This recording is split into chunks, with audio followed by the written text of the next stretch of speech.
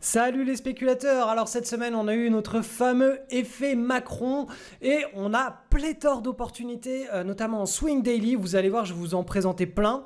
On va aussi analyser les indices qui ont très bien réagi à cette annonce. On va voir justement dans quel sentiment cela nous met-il pour vis-à-vis des marchés, de notre money management et de nos projections sur les semaines à venir. Et aussi je vais vous parler d'un actif qui est une matière première, c'est carrément des métaux précieux, ce n'est pas l'or, et vous allez voir que cet actif entre potentiellement dans un nouveau grand marché haussier à moyen long terme, et c'est vraiment extrêmement étonnant parce on n'aurait jamais pu s'attendre à ce que ce genre d'actif ressorte pendant de telles conditions de marché, avec notamment des élections qui sont en train de se mettre en place en faveur du capitalisme, en faveur des bourses et des actions. On attaque cette vidéo, c'est parti. Alors on débute avec l'analyse du CAC petite et moyenne capitalisation qui est toujours dans cette magnifique tendance haussière. Vous le voyez, avant l'effet Macron, là, avant le premier tour, on était en train de consolider entre deux bornes. En principe, quand on n'a pas de news macroéconomique, ça continue à consolider avant d'avoir une direction claire vers le nord ou vers le sud. Bon, là, on a une news macroéconomique qui a effectivement lancé un gros breakout, puisqu'on a fait 3,7% sur cette seule séance avec ce qu'on appelle un gap haussier. C'est un trou de cotation, c'est-à-dire que là, avant le premier tour, les opérateurs avaient fait clôturer les prix du marché sur ces niveaux-là. Et juste après, le lendemain, la première cotation à l'ouverture s'est faite beaucoup plus haut. Donc vous voyez que là, l'effet Macron, il a joué à plein pot là sur les petites et moyennes capitalisations. Sur le CAC 40 avec dividendes bruts réinvestis, idem, on est en train de passer le haut du canal, ce qui fait que, en principe, si l'on se réfère aux règles du chartisme, par la règle du balancier, tout simplement, on reprend la hauteur du premier canal et on la reporte au-dessus, ce qui nous donne un nouvel objectif de hausse.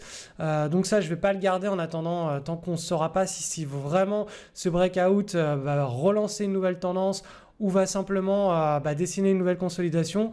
Quoi qu'il en soit, on approche vraiment de l'objectif moyen terme. Vous vous souvenez que j'avais fixé en novembre 2016 avec cette flèche là.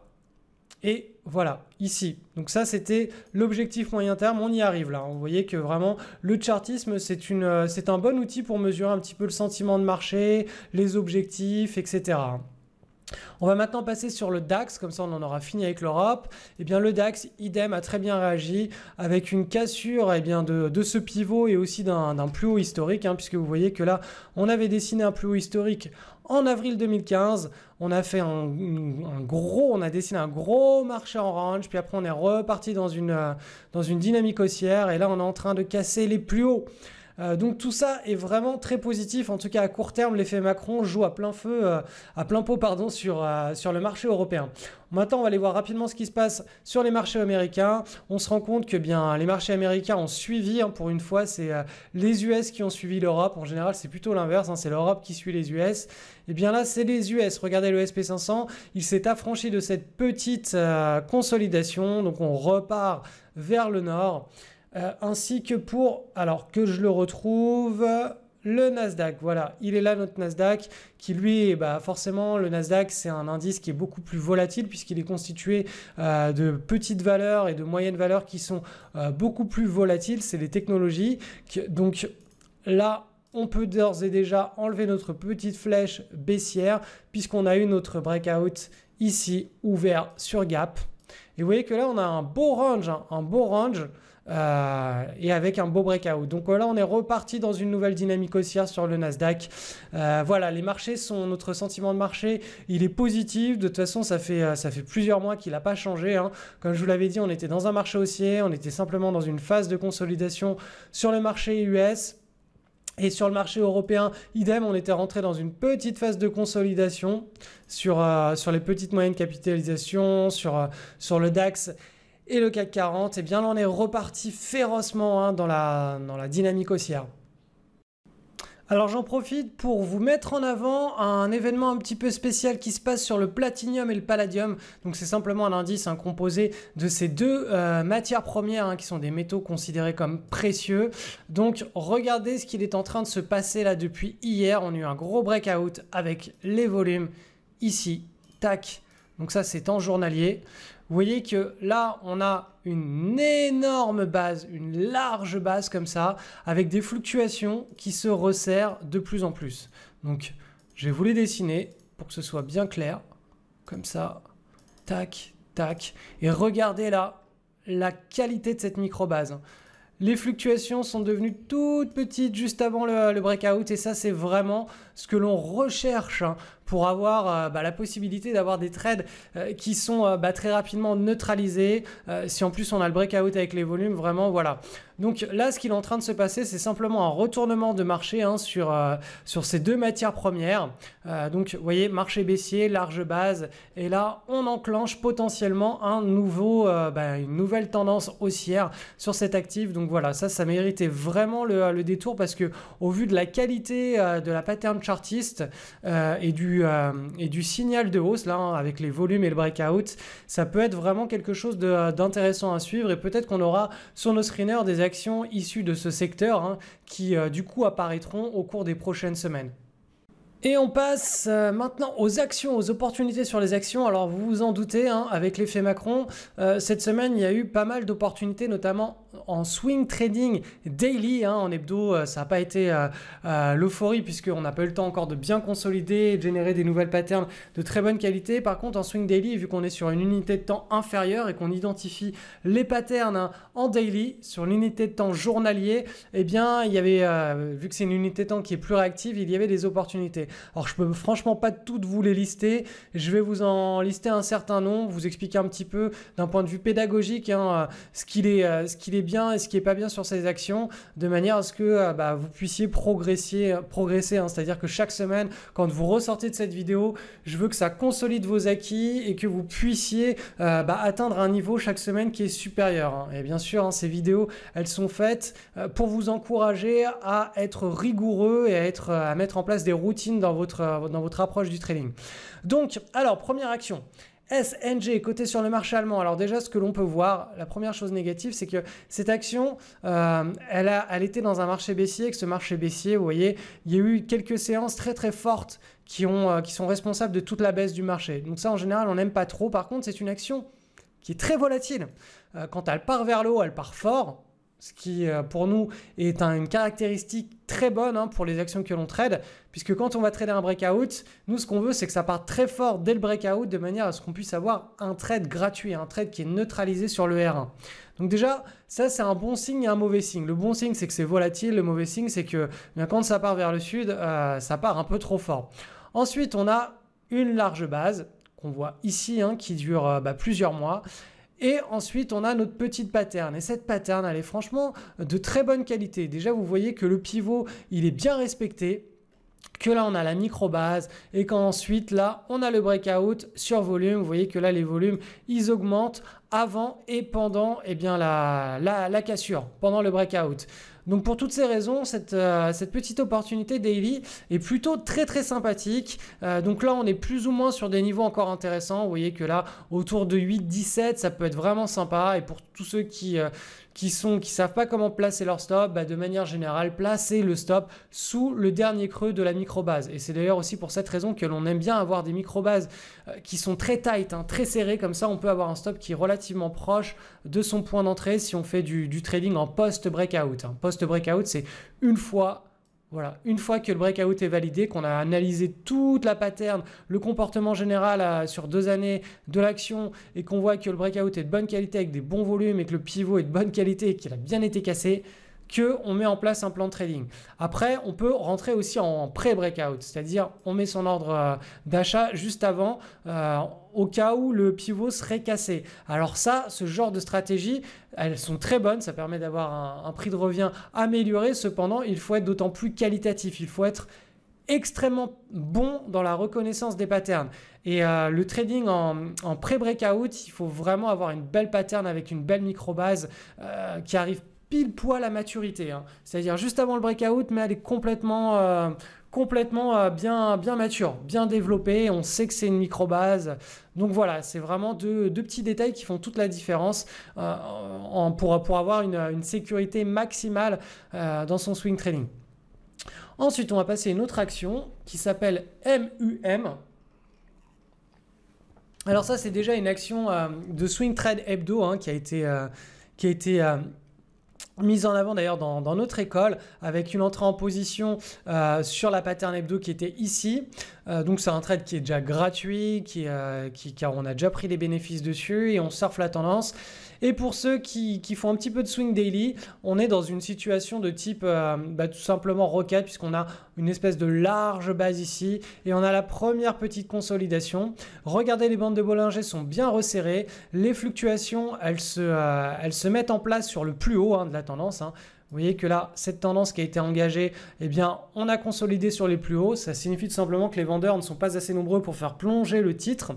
Ensuite, les fluctuations sont très, très serrées entre les deux bornes que j'ai tracées. On appelle ça une tight base. Et on a eu enfin le breakout là, cette semaine. Donc ça faisait partie des opportunités très pertinentes pour ceux qui font du swing daily. Et ceux qui sont en swing hebdo et qui font aussi du swing daily, il y avait la possibilité de renforcer ce genre de choses. Ensuite, toujours sur le marché allemand, UZU, c'est une action que l'on suit dans l'école depuis pas mal de temps. Là, le seul point négatif de cette action, c'est qu'elle manque de liquidité. C'est pour ça que pour les moyens et gros portefeuilles, c'est pas une action que je recommandais de prendre au sein de l'école. Quoi qu'il en soit, cette semaine, on a eu le breakout là sur les 5 dernières séances. On a eu le breakout et on s'est extirpé de cette micro-base. Ensuite, BVD, alors là on est toujours sur le marché allemand. Cette pattern, attention, pour moi elle n'est pas suffisamment propre, elle n'est pas suffisamment de bonne qualité. Pourquoi? Tout simplement parce que là la micro-base, pim, pim, ça fait juste un creux comme ça fait tac, tac et on part direct. Vous le savez, une micro-base, c'est des fluctuations qui se resserrent de plus en plus, comme ça. Et là, bam, on part sur le breakout. Or là, on a un creux et on part direct. Alors peut-être il y a une news, peut-être il y a quelque chose en jeu. Quoi qu'il en soit, quand on n'a pas une micro-base qui est propre et bien serrée, on a toujours plus de risques de se retrouver avec un trade que l'on n'arrive pas à neutraliser, que l'on n'arrive pas à rendre gratuit. On va partir maintenant sur le Nasdaq. Sur le Nasdaq, on a cette action IPGP. Donc là aussi, très large base, mais vraiment très très large, hein, de 2 ans. Et on a la première petite consolidation qui est bien tight. On avait le breakout ici, le lundi, avec des volumes en augmentation. Alors, ce n'est pas des volumes extraordinaires. C'est pas une action qui est non plus extraordinaire dans le sens où elle n'est pas extrêmement volatile et il y a peu de chances pour que ce soit celle-ci qui nous enregistre plusieurs centaines de pourcents de performance, puisque voilà, c'est une action qui est un peu plus lourde. Vous pouvez regarder là, sur la dernière hausse, on a pris 20%, donc c'est pas une action qui est extrêmement volatile. Cependant, le contexte général de l'action, large base plus première petite base pour du swing daily, bien structuré, la petite base, eh bien ça reste très intéressant à analyser. On va ensuite partir sur MFNC. Alors celle-ci, je voulais vous la mettre en avant puisque c'est un piège. C'est un piège parce qu'elle manque vraiment trop de liquidité. Vous les voyez, hein, ces petits points partout là, là, là, là. Il y en a vraiment partout. Même là, on a des mèches alors qu'on est en plein breakout. On a une mèche, c'est-à-dire que là, on a eu le breakout. Le lendemain, on est revenu sur le plus bas avant de revenir sur le plus haut. Donc, ça veut dire que dans le carnet d'ordre, les acheteurs et les vendeurs, ils sont assez loin les uns des autres. On appelle ça un carnet d'ordre qui est assez creux. Et donc ça, avant même de voir le breakout, on pouvait le savoir tout simplement en voyant tous ces petits creux de cotation là, hein. Ces journées où il n'y a pratiquement aucun titre qui sont échangés et voilà, qui mettent en avant, ces séances mettent en avant que le carnet d'ordre est creux. Donc pour moi, ça, hop, c'est poubelle directe. Ça manque beaucoup trop de liquidité. On va passer maintenant sur les titres français. Donc j'en ai 2, c'est les 2 derniers de cette vidéo. Sur Euronext Paris, on a Diren. Donc cette action est pas trop mal. On a la petite micro-base ici. Le seul truc que je lui reproche pour un swing hebdo, hein, puisque là si on passe en hebdo, vous verrez que c'est une pattern en hebdo, et bien c'est tout simplement que là, regardez, les fluctuations ont augmenté. Donc là, ça a fait ça, ça et ça. Vous voyez que là, ça augmente. Nous, on veut l'inverse. Nous, on veut quelque chose qui se resserre. On aurait voulu comme ça, voilà. On aurait voulu que ça fasse ça, que ça se réduise. Or là, on a eu vraiment une augmentation eh bien, simplement de la volatilité avec notamment des volumes en grosse décharge là, des gros vendeurs. Donc voilà, on préfère vraiment, parce qu'on n'a pas beaucoup de cartouches. Hein. Je vous le répète, on a 6 cartouches à risque au maximum pour le genre de money management que l'on met en place. Donc autant être ultra sélectif et vraiment rester sur les plus belles patterns. Enfin, dernière pattern, dernier trade potentiel de cette semaine, c'était ERF, donc Eurofins Scientifique. Donc là, le pivot est correctement respecté. On n'a pas la micro-base de rêve. Cependant, ça fait partie des patterns qui ont initié un nouveau mouvement haussier cette semaine, alors même que l'on est en swing hebdo. Le breakout n'est absolument pas féroce. Hein. Vous voyez que le breakout est constitué de plusieurs petites séances. 1, 2, 3 on va dire, ou 2. On va dire que le breakout, il est réellement constitué de ces 2 séances. Pourquoi? Parce que celle-ci, à elle seule, ne suffit pas.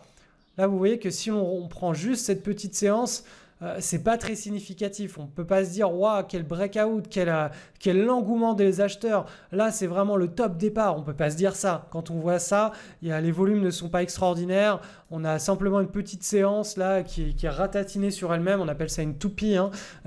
Donc voilà.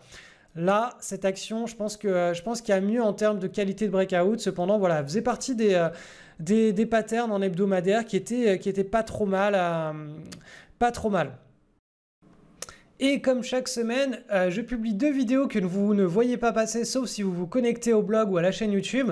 Donc la première vidéo, c'est s'enrichir en bourse avec l'effet papillon. Donc je vous révèle un petit point précis qui permet de faire toute la différence.